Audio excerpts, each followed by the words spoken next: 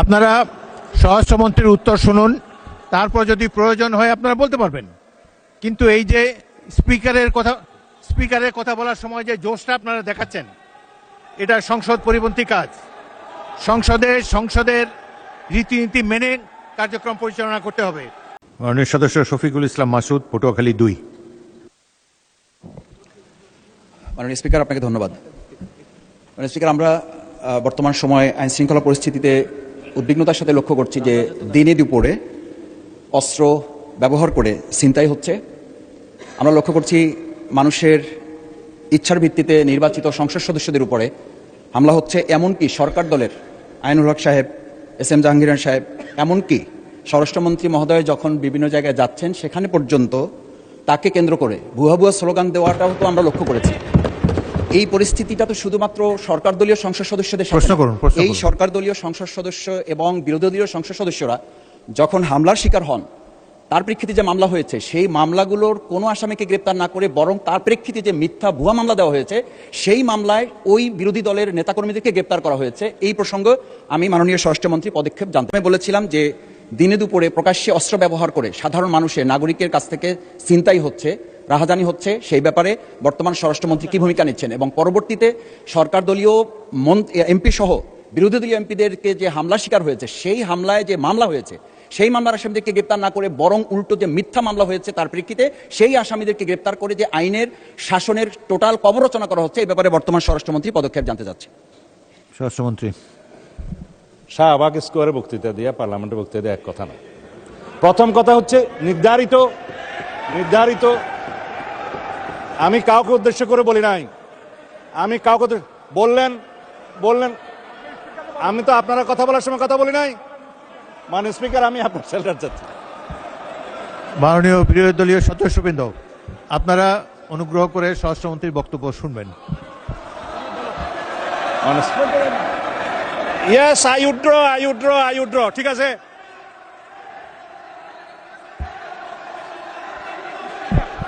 মাননীয় স্পিকার, অনুগ্রহ করে বসুন, স্বরাষ্ট্রমন্ত্রীর বক্তব্য শুনুন। মাননীয় স্পিকার,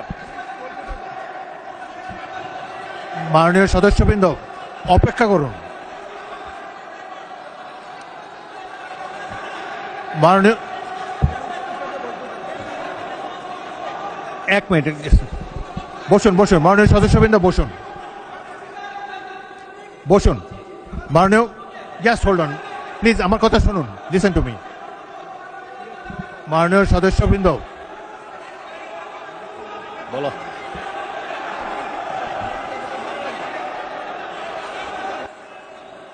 হয়েছে তো, অনেকক্ষণ বলেছেন। এখন আপনারা অনুগ্রহ করে বসুন, অনুগ্রহ করে নিজের আসনে বসুন।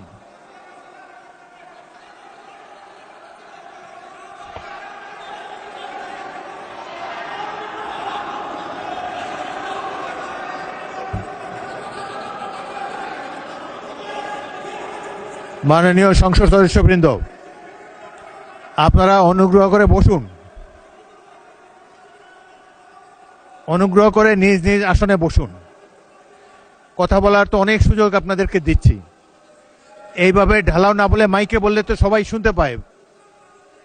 আপনাদেরকে সুযোগ দেওয়া হবে, যখন সুযোগ পাবেন মাইকে বলবেন। আরেকটি কথা আমি বলতে চাই, যেখানে আপনাদের বিরোধী দলের চিফ হুইপ দাঁড়িয়েছে, সামনের সারির সদস্যবৃন্দ দাঁড়িয়েছে, তখন অনুগ্রহ করে পিছনের সারি থেকে বক্তব্য দেবেন না। আপনাদের নেতারা কি বলে সেটা শোনার চেষ্টা করবেন। একটু ধৈর্য ধরে অপেক্ষা করুন, প্রচুর সুযোগ আছে আপনাদের জন্য। এই সংসদে বক্তব্য দেওয়ার প্রচুর সুযোগ আছে, আপনারা নিশ্চয়ই লক্ষ্য করেছেন। এটা তো আওয়ামী লীগের আমল না, এখানে আপনারা ইচ্ছা মতো সরকারকে ক্রিটিসাইজ করতে পারছেন। আরেকটি,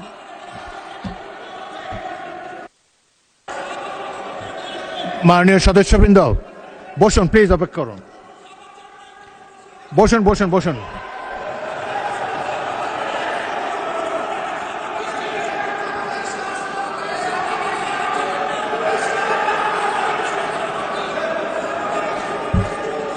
অনুগ্রহ করে নিজের আসনে বসুন। আপনাদেরকে বারবার অনুরোধ করছি, আপনাদেরকে স্পিকারের আসন থেকে বারবার অনুরোধ করা হচ্ছে, অনুগ্রহ করে বসুন। আপনাদের তো উত্তর দেওয়ার সুযোগ পাবেন।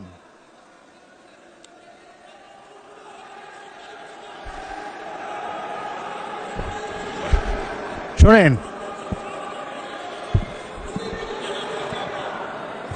আপনারা স্বরাষ্ট্রমন্ত্রীর উত্তর শুনুন, তারপর যদি প্রয়োজন হয় আপনারা বলতে পারবেন। কিন্তু এই যে স্পিকারের কথা বলার সময় যে জোশটা আপনারা দেখাচ্ছেন, এটা সংসদ পরিপন্থী কাজ। সংসদের রীতিনীতি মেনে কার্যক্রম পরিচালনা করতে হবে। আপনাদের কাছ থেকে আমি সহযোগিতা কামনা করছি। মাননীয় মাননীয় না, না, ঠিক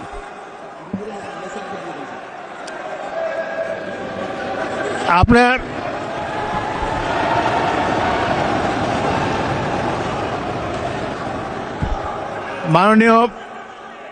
মাননীয় স্বরাষ্ট্রমন্ত্রী বক্তব্য দেবেন, তারপর আমি বিরোধী দলের নেতাকে দেব। আপনি বসুন। মাননীয় স্বরাষ্ট্রমন্ত্রী, আপনি বক্তব্য দেন, তারপর আপনি বলবেন। বিরোধী দলের নেতা অপেক্ষা করুন, তার বক্তব্যটা শেষ করুন, তারপর আপনি বলবেন। আপনাকে ফ্লোর দেব।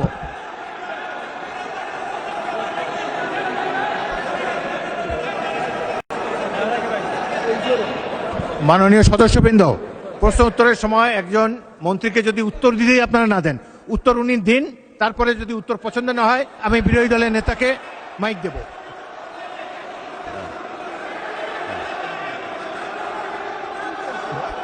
মাননীয় স্বরাষ্ট্রমন্ত্রী, আপনি আমার দিকে তাকিয়ে কথা বলেন। আমি তো কথা বলতে, মাননীয় স্পিকার, না, বলেন। আমার যে শব্দ চয়নে তাদের আপত্তি আমি ভাই, শুনলাম। সংক্ষেপে বলেন, সেইটার don't জবাব তো take আমি much দিতে time. পারবো। আপনি জবাব আমি দেন। মিন করেছি এটা জাতীয় সংসদ। মাননীয় সদস্য সারাদিন দাঁড়ায় থাকতে পারবেন, আমিও দাঁড়ায় থাকবো।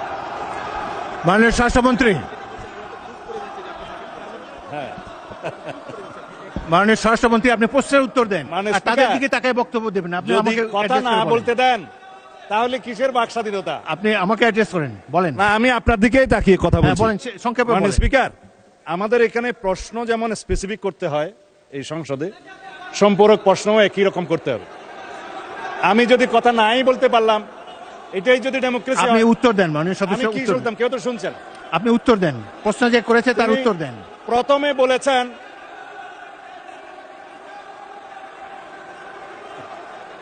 আপনারা কি স্বরাষ্ট্রমন্ত্রীর বক্তব্য শুনতে রাজি না? স্বরাষ্ট্রমন্ত্রীর বক্তব্যের পর আমি বিরোধী দলের নেতাকে দেব। কোথায় চিন্তা হয়েছে বলতে হবে। কোথায় মাননীয় কাজ সদস্যবৃন্দ, দিলে আপনারা 2 মিনিট ধৈর্য ধরে অপেক্ষা করুন। আসমানের উপর কথা জুড়ে দিতে হবে না। মাননীয় স্বরাষ্ট্রমন্ত্রী, আপনি জবাব দেন। মাননীয় স্পিকার, নূতন কোথায় বিরোধী দলীয় কোন এমপির মামলায় আসামি গ্রেপ্তার হয় না সেটা স্পেসিফিক প্রশ্ন দরকার। বলেন, তারপর বলেন। এবং কোথায় ছিনতাই হয়েছে আসামি গ্রেপ্তার হয় নাই সেটার স্পেসিফিক বর্ণনা দরকার। শুধু হাওয়াই ভাবে যদি বলা হয়, আমভাবে যদি বলা হয় যে এই সমস্ত হচ্ছে, প্রতিকার কি? বিরোধী এমপির উপর হামলা হচ্ছে, প্রতিকার কি? স্পেসিফিক কোয়েশ্চেন করতে হবে। সেই জন্য বলছি এটা মহান জাতীয় সংসদ, বাইরের বক্তৃতা এখানে চলে না। ওকে, ধন্যবাদ। স্পেসিফিক প্রশ্ন করতে হবে, ধন্যবাদ মাননীয় specific স্বরাষ্ট্রমন্ত্রী। উত্তর দিতে হবে। মাননীয় That was my intention. Enough. Thank মাননীয় বিরোধী দলের নেতা।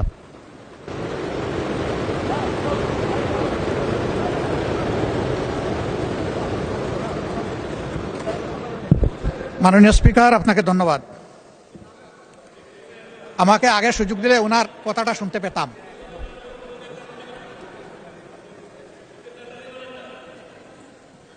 বক্তব্য কি আপনি দিবেন না আমি দেব?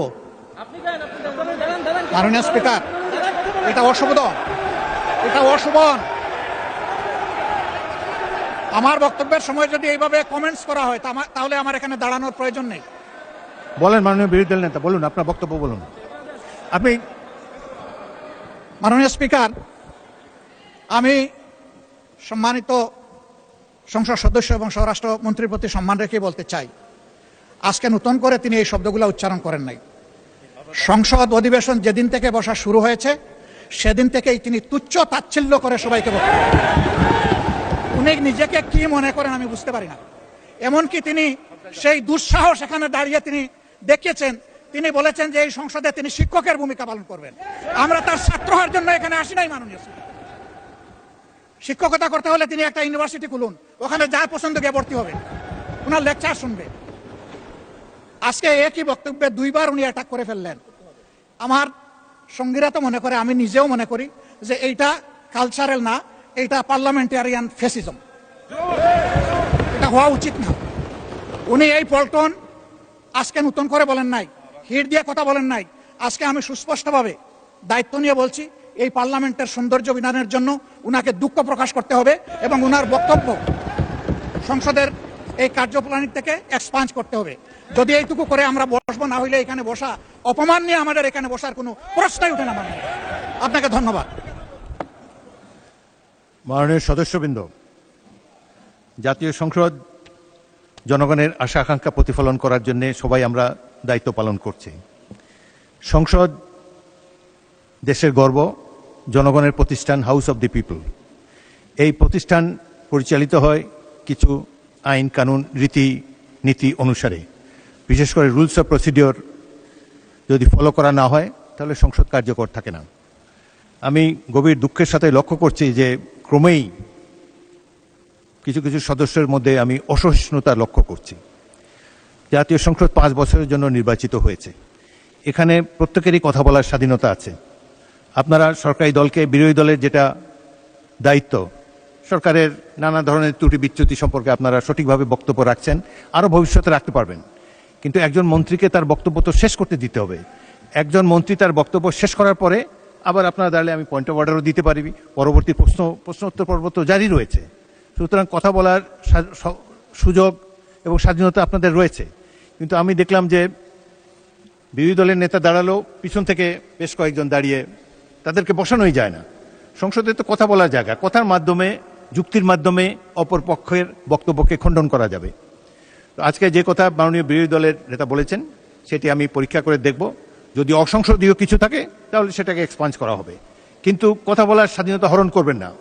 আপনারা যে কজন আছেন তার 2 গুণ 3 গুণ এই পাশে আছে। সুতরাং শব্দ করে বিচারের বাণীকে স্তব্ধ করা যাবে না। আমাকে সংসদ পরিচালনা করতে দিন। আমি আমার জ্ঞান বুদ্ধিমতো নিরপেক্ষভাবেই সংসদ পরিচালনা করার চেষ্টা করছি এবং আপনাদের সকলের চাইতে অনেক অনেক বছর, 40 বছর এই সংসদে আছি। অতীতের সংসদগুলোর অনেক খারাপ রেকর্ড আছে। এই সংসদে, বাংলাদেশের সংসদে স্পিকারকে হত্যা পর্যন্ত করা হয়েছে। সুতরাং অতীতের দিক থেকে তাকিয়ে আমি তো মনে করি একটি ভালো সংসদ আমরা পেয়েছি, জনগণের সঠিক নির্বাচনের মাধ্যমেই পেয়েছি। আপনারা উভয় পক্ষকে আমি ধৈর্য ধারণ করার জন্য অনুরোধ জানাবো। এখন প্রশ্নোত্তর পর্ব শেষ হয়েছে। আসরে নামাজের জন্য কতক্ষণ আছে টাইম? এখন আসরে নামাজ। আপনি কি বিরোধী দলের নেতা আরো বলতে চান? আপনি এমন কিছু বলবেন না যে এই ডিবেটটা প্রলং হয়। এখন তো দেখেন সবাই শান্তভাবে বসে আছে। আমি তো বললাম যদি স্বরাষ্ট্রমন্ত্রী অসংসদীয় কিছু বলে থাকেন তাহলে এক্সপান্স করব। জাতীয় সংসদের আগের প্রসিডিংগুলো দেখেন কত ধরনের বক্তব্য হয়। আমি আশা করব যুক্তি নির্ভর এবং অপর পক্ষের প্রতি সম্মান রেখে বক্তব্য সবাই রাখবেন। অসংসদীয় কোনো কিছু যদি বলে থাকেন সেটা আমরা দেখব, কিন্তু এই যে কথাই বলতে দেবেন না, এই অ্যাটিটিউড খুবই খারাপ। আপনারা যখন বলবেন আমি এই পক্ষকে অনুরোধ করব চুপ করে বক্তব্য শোনার জন্য, আবার এই ট্রেজারি বেঞ্চ থেকে যখন বক্তব্য দেবে তখন আপনারা ধৈর্য ধরে কথাটি শোনার মতো ধৈর্য ধারণ করবেন। এটা না হলে তো সংসদ চলবে না। পরমত সহিষ্ণুতা না থাকলে গণতন্ত্র ব্যর্থ হবে এই দেশে। আচ্ছা যাই হোক, এখন আমি প্রথমে মাননীয় বিরোধী দলের নেতা, আপনাকে বলতেই হবে, আপনি এই প্রসঙ্গে বলবেন নাকি অন্য কোনো প্রসঙ্গ?